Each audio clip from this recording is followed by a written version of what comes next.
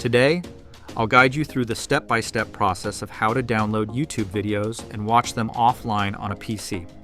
Let's get started. First of all, we will see how to download a YouTube video and then view it. Click Download to start the process. Select your preferred quality option.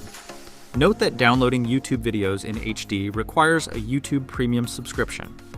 Click Download again to confirm. Click on the three-dot menu to expand the collapsible menu. Navigate to the Download tab. Here, you will find your downloaded videos. If you want to delete a video, click on the three-dot menu next to it. Click Remove from Downloads. The video will be removed from your downloads.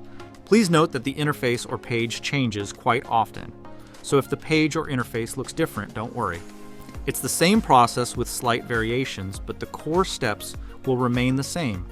Feel free to reach out if you encounter any issues during the process. If this video helps you out, please leave a like and subscribe. Comment below if you have any questions. If you need further assistance with your website, consider hiring a professional using the link in this video below.